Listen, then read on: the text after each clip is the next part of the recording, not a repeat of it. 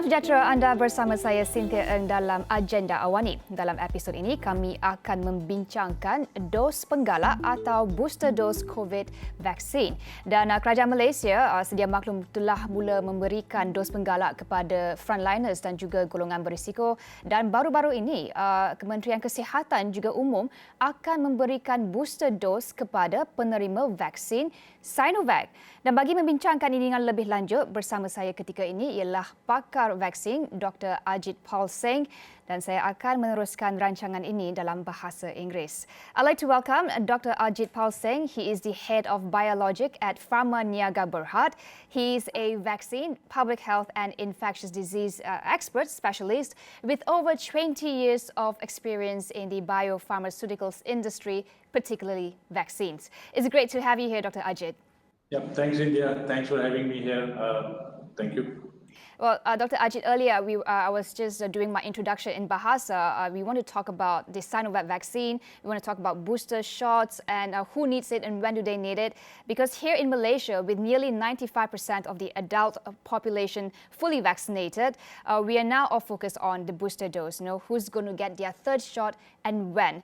So maybe we can start with that, Dr. Ajit. Can you share with us some of the, what do we need to know about booster doses? Who should get it and when should they get it? Okay, let me explain what is a booster shot. Booster shot is a dose of vaccine which is given after you receive your primary vaccine or primary vaccine series. As you are aware, Malaysia started using 4-5 vaccines much earlier this year, and the primary series were mainly 2-dose vaccine, which was given to adults 18 years and above. Now, what we have seen that over a period of 4 to 6 months, antibody which were generated by these vaccines, their levels are going down in the people who receive vaccines. We know that the protection is directly related to the amount of neutralizing antibody what are being generated after primary vaccine. So, of course, we need a booster. Every vaccine actually needs a booster. You know, in the past, there are vaccines like pneumococcal, tetanus, diphtheria, and the boosters are given at different intervals. For this particular vaccines, it was not known at what point we will need booster, and now it is very clear that a booster is needed sometime around 6 to 8 months after the completion of primary series. All right, so at least 6 months is what you're saying. Right. Okay, so the Malaysian government has also recently expanded the booster dose program to Sinovac recipients, and the Health Ministry has recommended a specific mRNA type of vaccine for this booster dose for Sinovac recipients. There are two main questions here, Dr. Ajit. Number one, there are questions about the vote of confidence towards the Sinovac vaccine. And what is the science saying in using heterologous approach or mixing and matching of vaccines? Does the efficacy improve when you mix an inactivated vaccine, which is Sinovac, with a mRNA vaccine? Okay, let me answer your second question first on the mix and match of vaccine. I mean, mixing and matching is not new in vaccinology. We have been doing a lot of this in order to boost the immune response from one particular kind of vaccine. Some vaccines are inherently benefited from mixing of vaccine. We know that, mainly adenovirus vector vaccines. However, some vaccines may not get that much advantage when you mix it. We know mRNA vaccines are actually produce a very good immune response compared to kill vaccine. And Sinovac vaccine initially was thought that the protection will be less because of the antibody levels were lower as compared to nucleic acid vaccines. However, we have seen in real-world efficacy studies, the efficacy level of Sinovac vaccine is closer to what was achieved for other kind of vaccines. And now, if you compare between the Sinovac recipient and the other vaccine recipient, when you try to mix a booster, there are multiple studies which are ongoing. In fact, a very nice study which was completed in Chile compared 5 million Sinovac vaccine recipients who were given booster for Sinovac, booster for Pfizer, and booster for AstraZeneca vaccine. And what they have shown, though the protection increased from 56% to 80% for all the booster, the efficacy of Sinovac versus other vaccines when given as booster is exactly same. And there's no difference between the efficacies. And when you give Sinovac after a Sinovac, these are killed vaccine technology. In fact, the science says that a kill vaccine should be boosted by a similar kind of vaccine. So there's no real data in our hand as such. The biggest mixed match vaccine study, which is called COMCO, is still ongoing. The results are not out yet. But we know for sure now from the studies which are ongoing in Turkey and completed study in Chile is that Sinovac recipient, if given a Sinovac vaccine, will be equally boosted as compared to other vaccines. Okay, and then I guess that answers my first question in terms of vote of confidence towards the Sinovac vaccine. Dr. Ajit, are vaccine boosters for anyone, for everyone? Are there groups that should not be getting a booster shot? Okay, see, initially, we know that the protection is going to increase over time. And the initial population which has to be protected are our frontliners who are at high risk of disease. Then comes the elderly who are at high risk of getting severity of disease. And then are those populations which are comorbid and have disease which need protection so that if they happen to have COVID, they don't end up in severity or hospitalization. These are the populations which has been indicated for a booster to begin with. But I believe that ultimately everyone has to take a booster vaccine. And it is not only to protect them, but it is also to protect against the new variants. The variants which are now coming in, we know that coronavirus has probably mutated to more than half a dozen major variants. Mm-hmm. And to protect ourselves from these variants, we need high antibody levels. And the boosting of primary doses is definitely required to contain variant also. Okay. Now, earlier you mentioned that 6 months to 8 months is the recommended time frame to get a booster dose after you get a 2-dose initially. However, in Malaysia, I think just last week or 2 weeks ago, the health ministry said it will administer booster shots to Sinovac recipients at least after 3 months upon 2-dose completion. Can you help us cut through the confusion here on booster shots? Because there are questions about, hey, can I get it sooner? Or must I wait 6 months? Or is this recommended? Or is there scientific evidence backing this? Okay, so studies have shown that after a booster study, we have checked the antibody response from Sinovac booster at 3 months, 6 months, 9 months, and 12 months. The boosting effect starts coming in after 3 months. If you give much earlier than 3 months, we don't get that kind of boosting effect, which we desire from a booster. So 3 months is the minimum. And that 3 months is recommended for somebody who we believe may not be immunized correctly during the primary vaccination series. So they could be immunocompromised population, the population who are elderly, and the population where we think we need high antibody response. That could be the population which will be benefited from 3 months. However, if we increase the gap between the booster and the last primary vaccine, the boosting response is much, much better. At 6 months, we see around 10 to 15 times boosting. At 9 months, it goes to 20 times boosting from the previous antibody titers. The highest boosting response comes at 12 months of age. So in practice, I think we should start boosting everyone from 6 months onwards. However, the population who we feel is not so fully protected from the primary series could be given an earlier booster, which we are calling is a third dose at 3 months of age. All right, thank you so much for that explanation, Dr. Ajit. Now, it is widely understood, I think by now, that vaccines, what it does, it helps reduce the severity of symptoms if one gets the COVID-19. But how will a booster dose keep the Delta variant, which is the concern right now, and other forms of emerging variants at bay? If you can explain to us. Okay, booster dose is actually a part of comprehensive variant control policy. So when we boost our immune response, we have seen in multiple studies, not only from Sinovac studies, but other vaccines which are going under clinical trials. During this part of the time, when we have Gamma and the Delta variant, we have seen for other subunit vaccines also, high antibody titers from the original Wuhan strain are still similarly protective against the Gamma, Beta, and the Delta strains. So high antibody level, if they are boosted, they will be very much protected against the new variants. And it has been shown in study which is ongoing in Turkey. It has been shown with other vaccines also a high antibody titer from the original strain is still protective. And also it will help to stop the transmission of COVID virus to further mutate and come up with a new kind of strain. So it will protect against the existing circulating variants, and it will also help stop transmission so that the new variants are not formed. And does the Sinovac vaccine provide adequate protection against the Delta variant? Yes, it has been, because see, the Delta variant came into circulation before Sinovac did their efficacy studies. At the time when Sinovac was going under efficacy study in Brazil and in Turkey, the strain which was mainly circulating was Wuhan strain.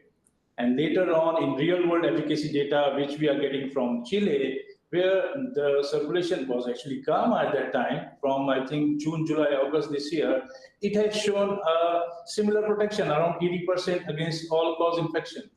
So a high antibody response from Sinovac vaccine is actually protective against the current strains. Okay, all right. Thank you for that, Dr. Ajit. Now, I do want to get your thoughts about how countries have reopened their economies and are also easing restrictions when it comes to international travel. People are yearning to get their freedom back, and some people are hoping that a booster shot might make that happen earlier, given that certain vaccines are still not widely acceptable or recognized for travel internationally. Dr. Ajit, if I can get your thoughts on that, and if we will ever see a streamlined in terms of border measures when it comes to the vaccines, because right now the differences in acceptance is also impeding travel. Correct. So as I was saying earlier, the mix and match was initially done for COVID vaccines for mainly three reasons. Number one, initially there was shortage of vaccine. So one country received one particular vaccine, and later when they received the other vaccine, they were forced to do mix and match. The second reason for mix and match was mainly for the safety. Some vaccines initially showed a better safety profile compared to the others. So the countries which were using the vaccines which has a not so good safety profile, they shift second dose to the other vaccine. I don't want to name vaccines here. The third reason for mix and matching was this travel pass. Initially, maybe because of the geopolitics around the vaccine and the countries who are making vaccine, some countries started accepting certain kind of vaccine.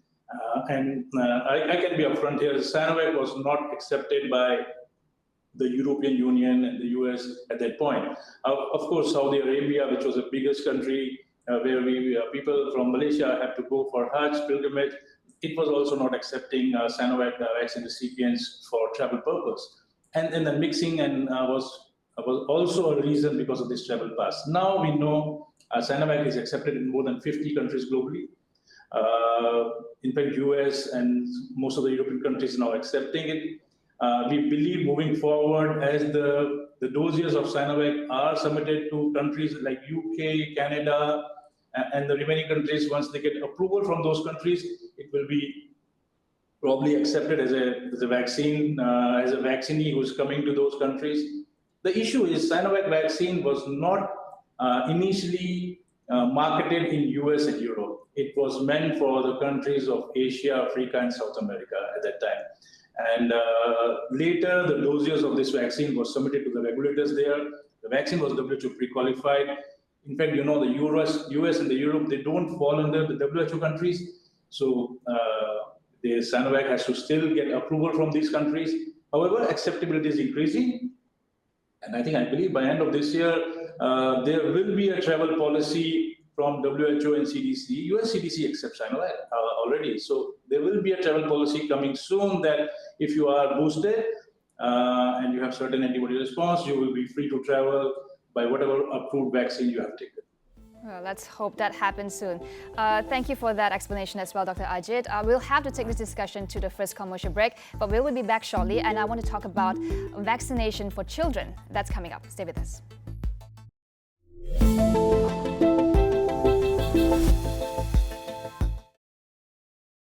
Bertemu kembali dalam agenda AWANI bersama saya Cynthia Eng. Dalam episod ini kami masih bersama dengan Ketua Biologik dan Pakar Vaksin Pharmaniaga Dr. Ajit Palseng untuk meneruskan perbincangan mengenai vaksin COVID-19 dan kini kita akan menumpukan perhatian ke atas vaksin bagi golongan kanak-kanak. Now Dr. Ajit, earlier we were talking about the booster dose and Sinovac vaccines and its efficacy. I want to touch on vaccination for children now as I would say almost 95% of the adult population in Malaysia has been vaccinated.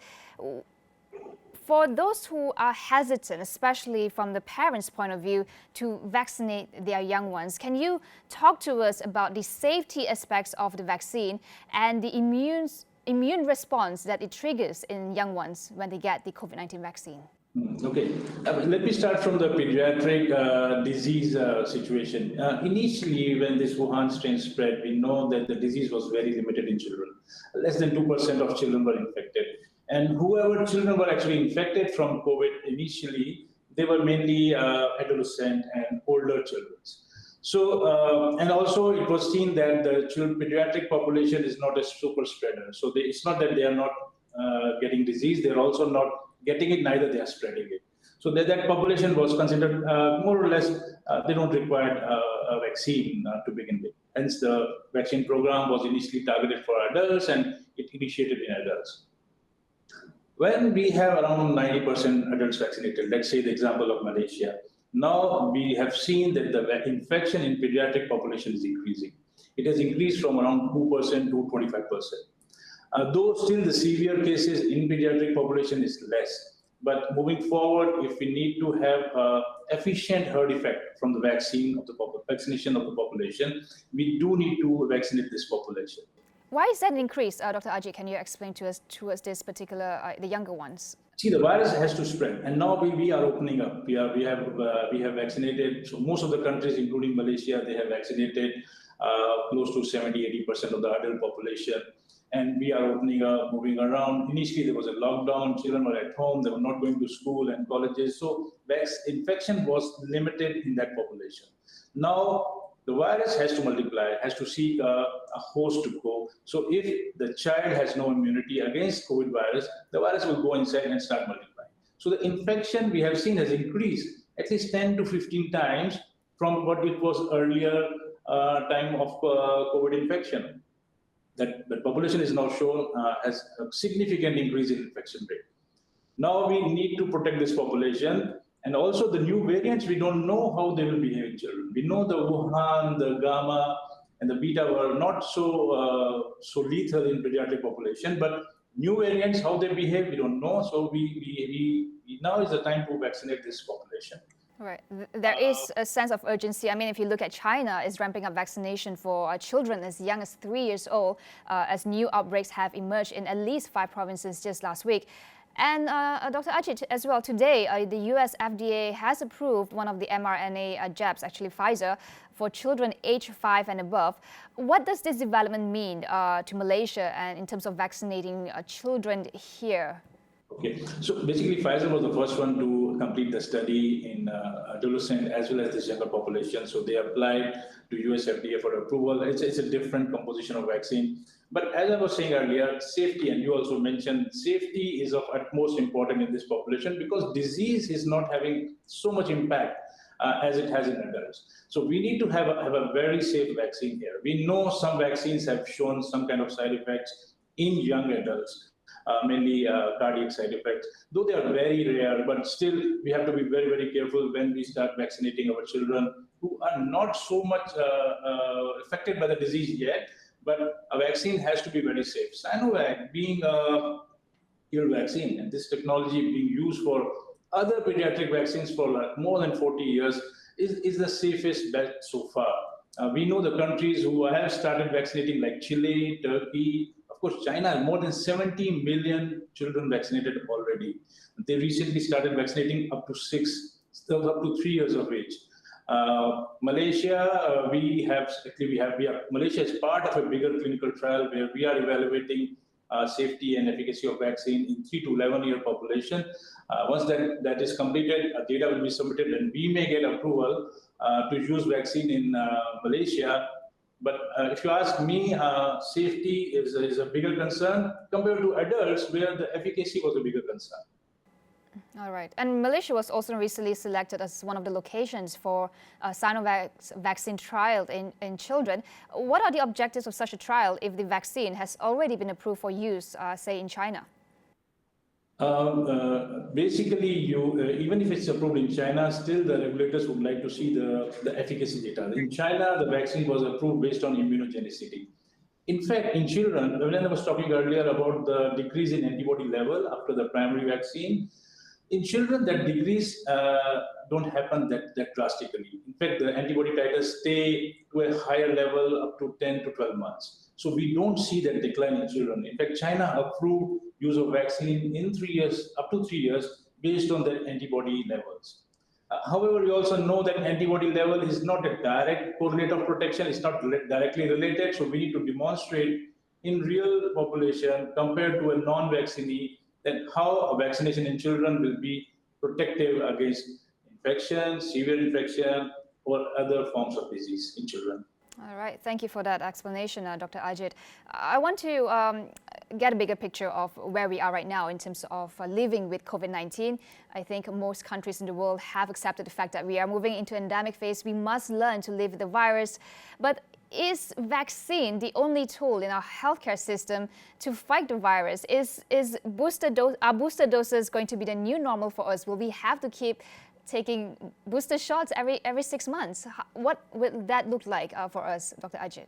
Okay, so there are at least 200 other therapeutic molecules which are being investigated for treatment of COVID disease.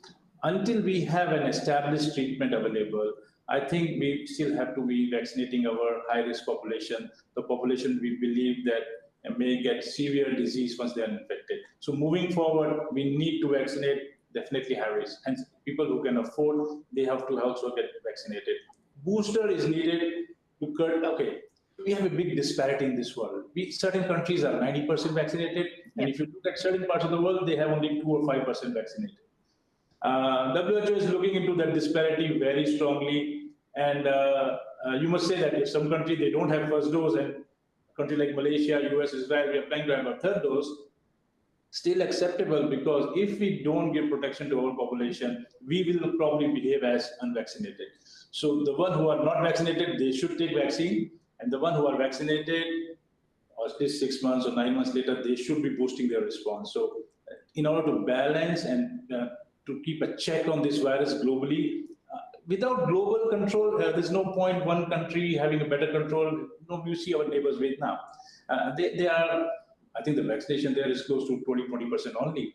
Once we open up, we cannot stop our borders for a particular country, and then there will be cross-border virus transmission, and we will again end up in some kind of new variant. That's a great point, Dr. Ajit, which is what I wanted to ask you in this final question, really. I know the WHO, as you have said, has warned that the pandemic will last a year longer than it actually needs to, because some poorer countries are not getting the vaccines that they need.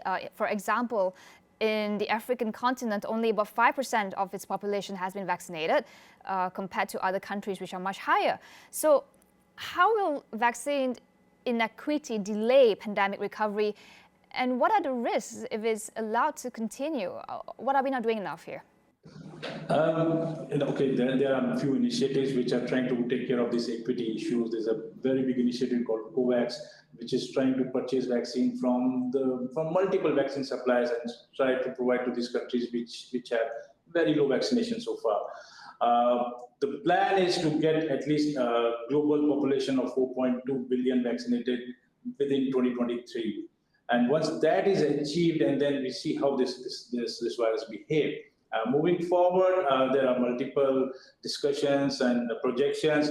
We don't know for sure how this will behave, but what may happen is that we may have to continue vaccinating some special population, maybe pediatric, high risk, frontliners for a few more years, unless we take control of this virus globally, not country, not region, but throughout the globe. All right. Well, thank you so much, Dr. Ajit, for sharing your thoughts and also explanation about booster doses and vaccination for children. Itu sahaja masa yang kita ada untuk agenda AWANI. Berikut tadi ialah Dr. Ajit Palseng, Ketua Biologik dan Pakar Vaksin Pharma Niaga Berhad. Baik, sekian sahaja agenda AWANI untuk kali ini. Saya Cynthia Ng. Jumpa lagi.